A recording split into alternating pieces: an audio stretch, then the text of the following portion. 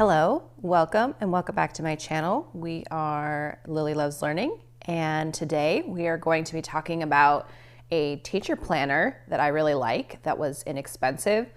And then along with that, I'm going to do our planning for our first full week of the school year. So if that has any interest for you, please stick around. All right, first I'm gonna go over the actual teacher planner itself. So I got this on Amazon. This is for the 2025-2026 school year.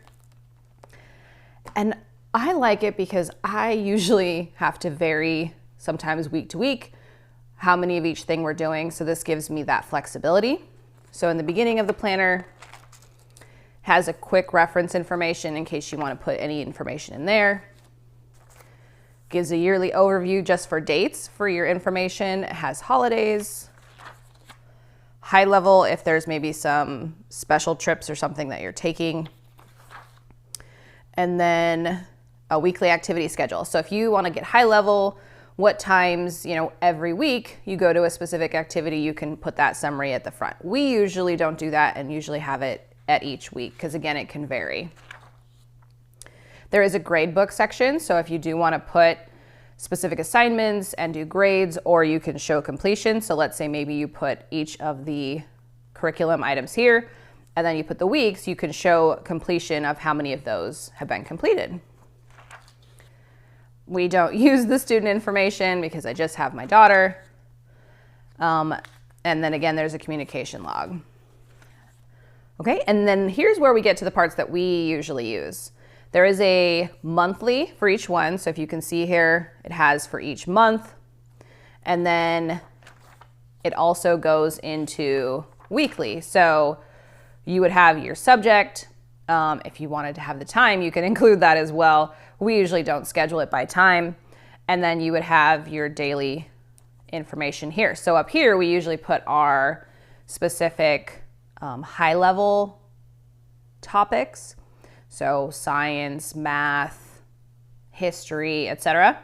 And then we would include each of the assignments, and that gives me a good idea of how many things I have for Monday, Tuesday, and so on. Okay, so that is the general idea for this particular planner. And we, again, like to use this because it gives us a lot of flexibility for week to week, so I don't have to be set in stone on what I'm working on. Okay, and then there's just a little pocket in the back. All right, so now let's get to actually planning for this upcoming week. Okay, so again, I put at the top our subjects. So we're gonna have math, use what I had from last time. Reading, spelling, I kind of separate that out because if I do English language arts all together, it can be very extensive and I run out of room. So then the remaining ELA will go over here. And then I have science, history / geography,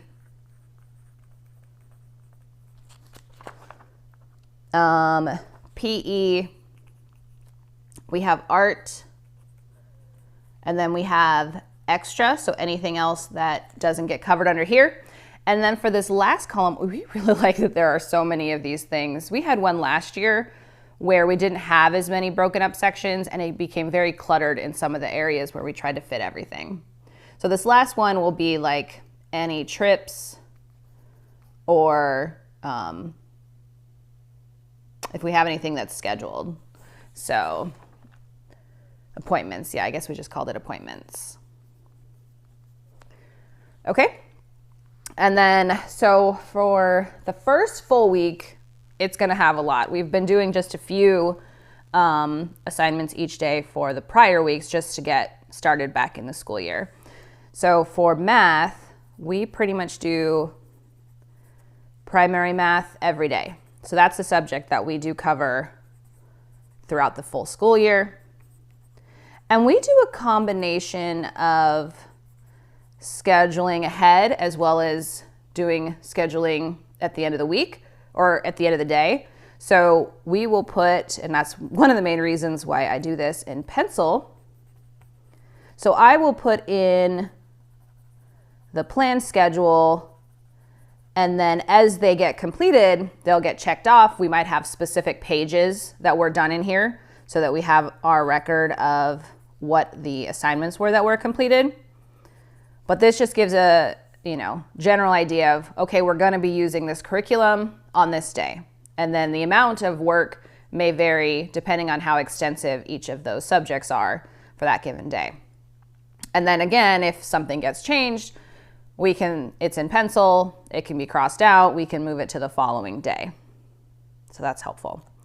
Okay, and then for reading and spelling, we are using All About Reading and All About Spelling. I usually do 2 of each in a given week.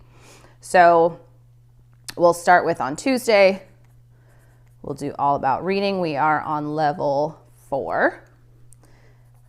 And then for Thursday, we'll do All About Reading level 4. And then for All About Spelling, it's also level 4, but we'll do that on Wednesday and Friday. Okay. And then we also do independent reading. So I usually schedule that for every day.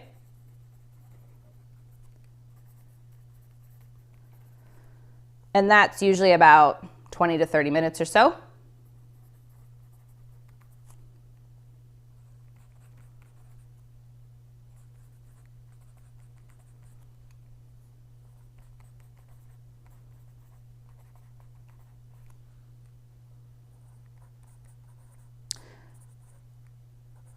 Instead of writing it, I'm writing it in shorthand, but that it's basically independent reading every day. And I'm trying to alternate for the independent reading between nonfiction and fiction.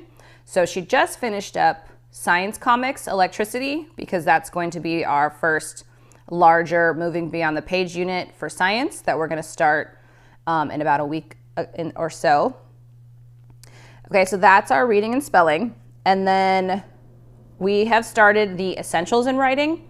If you watched my prior videos, I mentioned we were going to be doing a Lit House Learning, but the book that we had chosen, my daughter didn't enjoy at the beginning. It was, I guess, a little sad. So we are now going straight into Essentials in Writing, and then we'll do the level 2 Lit House Learning for the second half of the year. So for the Essentials in Writing,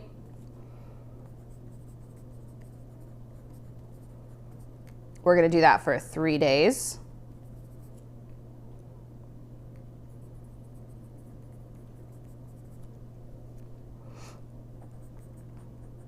So I have EIW lesson number 3, because we did 2 lessons already, lesson number 4, and then lesson number 5.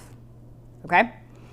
And then we also are doing Curiosity Chronicles. So if you watched our curriculum video, I mentioned we're going to do Curiosity Chronicles as well as Story of the World. But we're starting out with Curiosity Chronicles for the first 12 lessons because there was some overlap between the medieval or Middle Ages and the early modern. So I wanted to make sure to continue on with Curiosity Chronicles to get all of those chapters covered before we finished off with the early modern Story of the World. So for Curiosity Chronicles,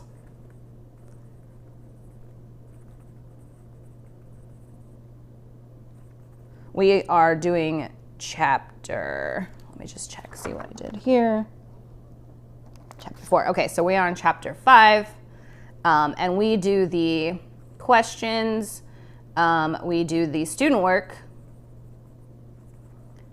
as well as the timeline. So we have the timeline that we put on sticker paper and then post that onto a timeline.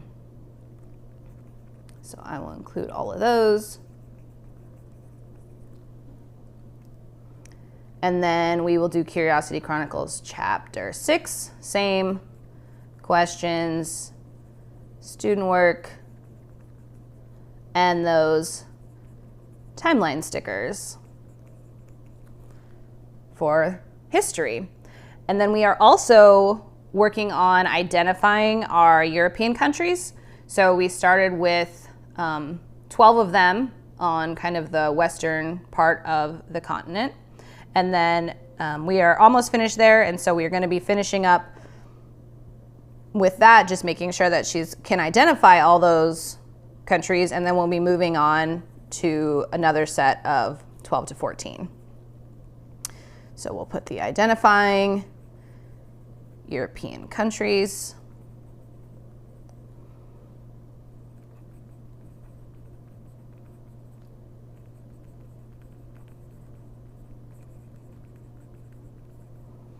Okay, and then for science, we have been working on Evan Moore, the daily science workbook through this month. And then starting in September, we're going to be doing the energy unit from moving beyond the page ages 9 to 11. So if you have any interest in that, we'll probably be covering more of that next month and giving a review of what we think of that specific unit. So for science, I want to make sure we have roughly the same amount of things going on for each day. Okay, so we will do daily science and daily science probably up here. And then I'll just check on which page, but we are in grade 4. We're working on a unit that was going to be, I think it was simple machines. So I have to double check to see if we finished that or not, but I think we have a couple more weeks left of that one. Okay. And then we also are working through grammar and punctuation. So that is also Evan Moore. Grammar and punctuation. So I'll need to look at what pages we are doing for that one. But that is also grade 4. And then, let's see. Okay, so we have about 4 lessons each day. So we try to keep it between 4 to 6. Some of these include reading now, so that's about 5. And then after we get done with these core, then we move on to filling in and adding in additional items through there. She also has a number of extracurricular activities that are going on this first semester. So I try not to overload too much here because she is getting a lot of these covered in some outside activities as well. So that is what I have for the upcoming week for August. And we will do a recap after we get through this week to see how we did for the full week. And I'll let you know if we add or subtract anything in here. I might have some fill in for typing. So we're doing that about once or twice a week if she gets extra time and has completed all of these activities. So that is all I have. Thank you for joining me. Let me know if you have any questions. If you enjoyed this video, please give us a thumbs up and like this video. And then if you wouldn't mind, if you could hit subscribe and join us as we are going on to our grade 4 year for homeschooling. And this is also the 4th year of homeschooling for us. So, all right, thank you everybody. I will talk to you later. Bye.